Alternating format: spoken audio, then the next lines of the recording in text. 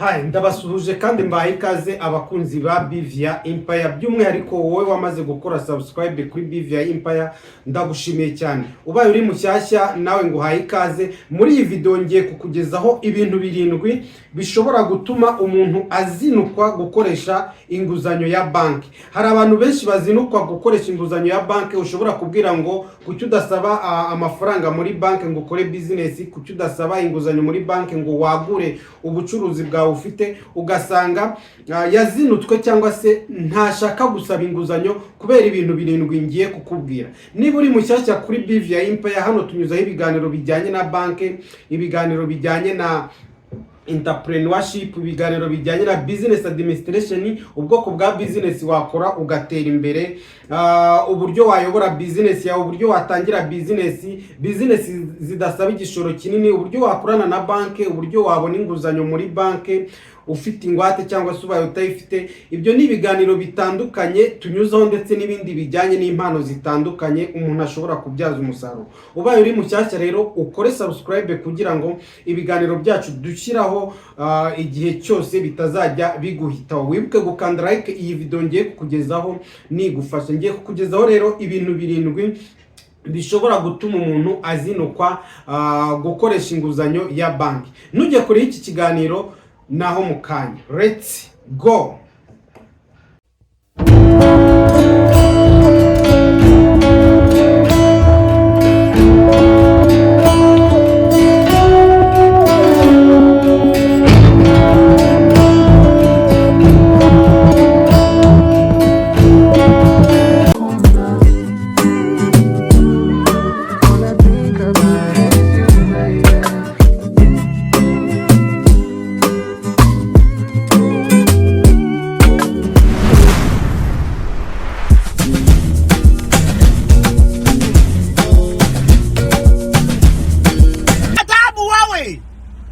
Madamu Koropa wa ntago bumva we Madamu Koropa ntago yumva Madamu arako we Madamu Koropa ntago ari gashinzwe yakubonye ariko ntago ari none se yabwiriye mu security niba yanasinziriye.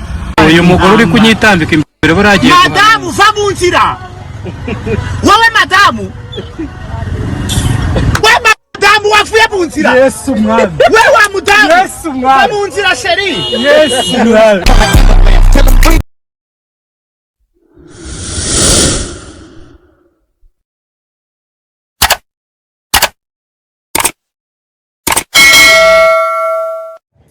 Mbahaye ikaze nanone. Muri iyi video nkuko nari maze kubikubwira muri introduction, ngiye kukubwira ibintu birindwi bishobora gutuma umuntu azinukwa gukoresha inguzanyo ya banki. Ese kubera iki umuntu ashobora gukoresha inguzanyo ya banki? Mwese nababwiye ko ku bantu dukunda gukorana ibiganiro cyangwa se bakunda kunkurikira kuri Bivia Empire, nababwiye yuko utatera imbere udakuranye na banki. Nababwiye ko kugira ngo ukore business ibe successful nuko ugomba gukorana na banki. Ariko gukorana na banki ushobora gukorana nayo usavinga, ushobora gukorana nayo ubitsamo amafaranga cyangwa se usaba inguzanyo kugira ngo wagure cyangwa se utangire business yawe ufite. Ariko hari umuntu ubwira iby'inguzanyo ugasanga abifatira kure cyangwa se abyumvira kure bitewe n'impamvu zitandukanye. Ngiye kukubwira impamvu zirindwi zishobora gutuma umuntu ashobora kuzinukwa gukoresha inguzanyo ya banki. Ikintu cya mbere ni inyungu iri hejuru cyangwa se high interest rate. Inyungu iri hejuru banki ikoresha ishobora gutuma umuntu azinukwa gusaba inguzanyo muri banki bitewe nuko iyo banki ikoresha inyungu y'umurengera. No kuvuga ngo muri video zabanje nababwiye uburyo banki zibara inyungu. Nakoze video yerekana uburyo banki zibara inyungu zikabihisha abakiriya. Nababwiye ubwoko butatu rero bw'inyungu cyangwa se interest rate cyangwa se ijanisha ku nyungu banki zikoresha, kandi buri banki ikoresha inyungu zitandukanye n'izindi. Rero inyungu iri hejuru, ushobora gusaba inguzanyo muri banki ikoresha inyungu iri hejuru, ukishyura ugatagangara kubera yuko utabimenye mbere y'igihe, utamenye ubwoko bw'inyungu iyo banki ikoresha. Nababwiye ubwoko butatu bw'inyungu. Hari uburyo banki zibara inyungu mu buryo butatu, hari declining method, hari flat method, hari na annuity method. Ubwo buryo butatu narabusobanuye, ubaye utarabirebye ujye muri playlist urebe video yanditseho ngo uko banki zibara inyungu zikabihisha abakiriya, urasobanukirwa neza uburyo wajya gusaba inguzanyo ukabanza kumenya inyungu banki ikoresha n'ubwoko ikoresha muri bwa bundi butatu ibaramo inguzanyo. Rero inyungu iri hejuru ishobora gutuma umuntu azinukwa burundu kwaka inguzanyo muri banki bitewe n'uko iyo banki ikoresha inyungu iri hejuru cyane. Kugira ngo abantu bashobore gutera imbere rero nuko uhitamo banki igira inyungu ziri hasi, ahubwo ntuhitemo banki ikoresha inyungu ziri hejuru. Ikindi kintu gishobora gutuma umuntu azinuka kwaka inguzanyo muri banki ni amategeko akakaye cyangwa se amasezerano y'inguzanyo ari hejuru. Ni ukuvuga ngo amategeko akakaye ya banki ashobora gutuma umuntu azinuka kwaka inguzanyo muri banki. Bigenda gute? Ni ukuvuga ngo narababwiye ngo nanabakoreye video yerekana ko mbere yo gusaba inguzanyo cyangwa se mbere yo gusinya amasezerano y'inguzanyo ko hari ibintu ugomba kwitondera, hari ibintu ugomba kwitaho kugira ngo ejo utazagwa mu mutego. Nababwiye ibintu bitandatu ugomba kwitaho mbere yo gusaba inguzanyo cyangwa se mbere yo gusinya amasezerano muri banki. Ugomba kumenya ikintu cya mbere ni interest rate, inyungu ku ijanisha cyangwa se inyungu ku nguzanyo, uko banki ibara inyungu ku nguzanyo, ibyo ngibyo ugomba kubimenya. Icya kabiri ugomba kumenya ese naiziye charges zindi banki izanca kugira ngo ngere ku nguzanyo ndi kuyisaba, kuko inguzanyo kugira ngo ubone inguzanyo nuko hari amafaranga ajyanye no kwiga dosiye, gukurikirana dosiye n'indi mirimo ikorwa ku nguzanyo ugomba kwishyura. Ayo mafaranga rero banki ziyaca mu buryo butandukanye, ni byiza yuko ubanza kumenya ayo mafaranga uko angana. Ikindi ugomba kwitondera amasezerano, ukamenya mbere yo gusinya amasezerano ni ibiki biyakubiyemo. Mbere yo gusinya amasezerano y'inguzanyo jya ubanza usabe ayo masezerano uyasome mbere y'igihe. Ikindi kintu cya kane ugomba gukurikiza plan de remboursement cyangwa se amafaranga uzajya wishyura buri kwezi angana iki. Ese aho ntuzajya wishyura amafaranga arenze ubushobozi bwawe. Ubundi iyo wasabye inguzanyo muri banki uyijyanye muri business, ugomba kubanza ukareba niba amafaranga uzajya wishyura buri kwezi iyo business izajya yaguha ayo wishyura ukanasagura ayo kwizigama cyangwa se ukagira n'inyungu. Birababaje rero ko wakwaka inguzanyo utize neza umushinga ugasanga amafaranga winjiza muri business ni make cyane ugereranyije n'ayo wishyura. Plan de remboursement rero cyangwa se repayment schedule ni ikintu cy'ingenzi ugomba kumenya, ukamenya ngo buri kwezi nzishyura amafaranga angana iki. Ikindi kintu ugomba kwitaho, ugomba kumenya niba izo nyungu uri kwishyura niba zirimo imisoro. Icyo ni ikintu cya gatanu, kuko hari banki ziguha inguzanyo ukajya wishyura inguzanyo wishyuye n'inyungu, ariko ugahindukira zikakwishyuza na VAT cyangwa se umusoro kuri izo nyungu. Nyamara hari na banki zo zikwishyuza gusa, zo zikaziyishyurira umusoro. Icyo kintu ugomba kukimenya rero. Ikindi kintu cya gatandatu nababwiye ni ukumenya igihe cyo kwishyura, maturity date. Ese iyi nguzanyo ufashe nzayishyura mu gihe kingana iki?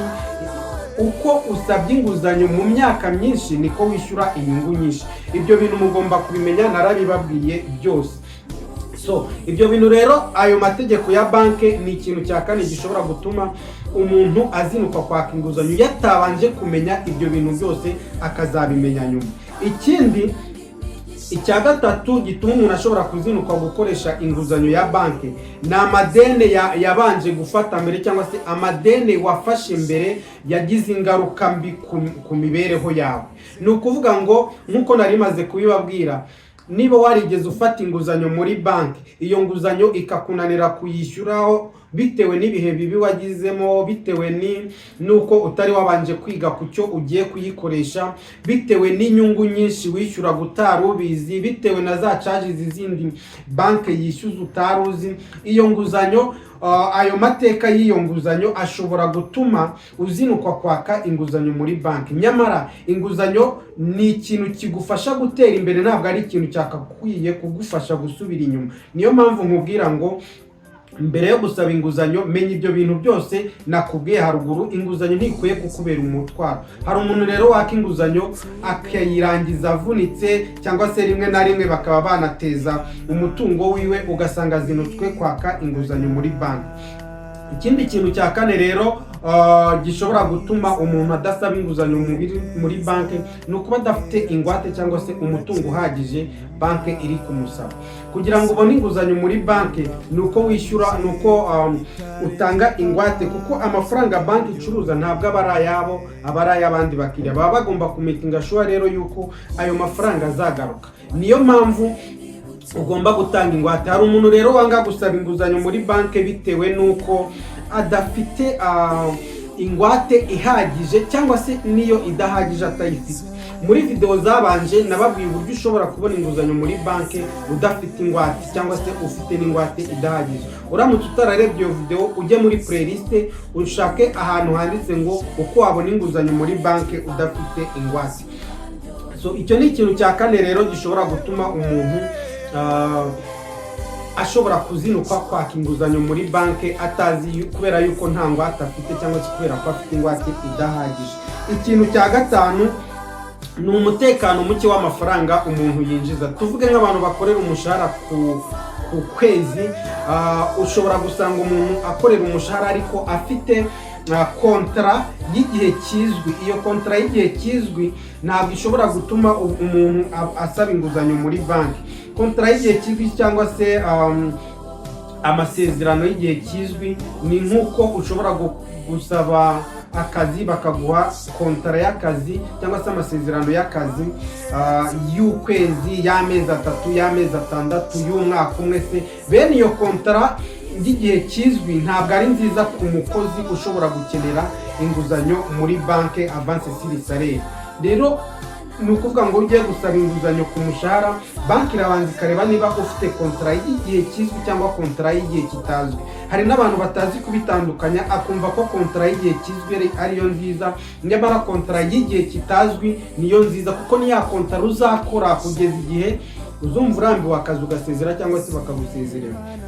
So rero kuba ufite kontra y'igihe kizwi bishobora gutuma ucika intege kwaka inguzanyo muri banki, kuko niba ufite kontra y'umwaka ntabwo banki izaguha inguzanyo irengeje umwaka. Izaguha inguzanyo uzishyura mu mwaka, cyangwa se mu mezi 10 cyangwa mu mezi 12 bitewe n'igihe iyo kontra isigaje. So ntiwasaba inguzanyo y'igihe kirekire rero bitewe nuko iyo kontra yawe nayo ari y'igihe gitoya. Ikintu cya gatandatu gishobora gutuma umuntu azinukwa cyangwa se atasaba inguzanyo muri banki ni uguhitamo kwirinda amadeni. Hari umuntu utinya amadeni cyane, abagore, urubyiruko, abakobwa, abantu benshi batinya amadeni, akumva ko nasaba ideni bazateza ingwate ye, bazamutereza cyamunara, akumva ko nasaba ideni ari umutwaro kuri we. Nyamara siko bimeze, ahubwo ugomba gusaba ideni ugatangira business, ariko iyo business wabanje kuyigaho neza, wabonye niba izajya yunguka ikishyura iryo deni. Ugomba gusaba ideni wabi ufite intego zihamye. Muri video ikurikira nzababwira uburyo bwiza bwo gukoresha inguzanyo, ibintu 5 wagenderaho kugira ngo ukoreshe inguzanyo neza kandi ukaba umukire ugatera imbere. Nababwiye yuko abantu bose bakize ntabwo bakoresha amafaranga yabo, ahubwo bakoresha amafaranga ya banki. Bakoresha amafaranga ya banki rero niho batera imbere, ntabwo wakoresha amafaranga yawe ngo utere imbere.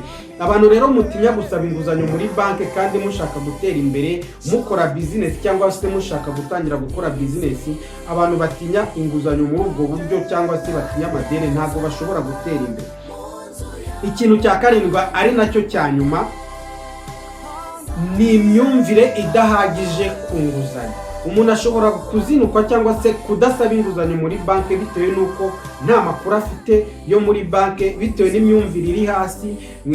Nka bimwe navuze haruguru, ukavuga ngo bazantereza ingwate cyangwa se bizagenda gutya na gutya. Imyumvire iri hasi, cyangwa se hari ababona ko inguzanyo ari ikintu giteza ibyago, nko kubura umutungo, kwandikwa muri CRB, kwandikishwa muri RDB, kuko ingwate yandikishwa muri RDB, cyangwa se kuba iyo nguzanyo ishobora guca umubano we hagati ye na banki. Hari abantu baba bafitanye umubano na banki, ari abakiriya ba banki, ariko yamara gusaba inguzanyo ugasanga yikoresheje nabi, iramunaniye, ugasanga acanye umubano na banki. Hari umuntu rero utinya ibyo bintu akavuga ngo ninsaba inguzanyo izatuma ntakaza umubano nari mfitanye na banki. Ibyo bintu ntabwo bikwiye kubaho, ahubwo ugomba gusaba inguzanyo ufite intego, ufite icyo ugiye kuyikoresha, kandi ukabanza ukareba niba amafaranga uzajya wishyura buri kwezi iyo business ugiye kuyakoresha uzagira ute, uzajya uyabonamo. Ntabwo ari byiza kujya kugira ute gusaba inguzanyo ngo nurangiza uyideviye uyikoreshe ibyo utayisabiye. So mwakoze rero kubana nanjye muri iyi video. Muri video itaha nzababwira ibintu bitanu umuntu agomba kwitwararika cyangwa se bishobora kugufasha gukoresha neza inguzanyo. Ukore subscribe rero n'ubukunzi iyi video ukaba uri mushyashya, kugira ngo video zacu zitazajya zigucika. Kandi iki kiganiro niba kigufashije ukande like, uduhe n'igitekerezo cyangwa se ikibazo muri comment turagusubiza. Niba rero iyi video nawe igufashije ukaba ubona hari n'undi yafasha, uyisharinge yaba kuri status yawe cyangwa se no ku nshuti zawe mu magroup. Duhure muri video itaha, naho muri video itaha. Ciao, Imana y'amahoro ibane namwe, ndabakunda cyane.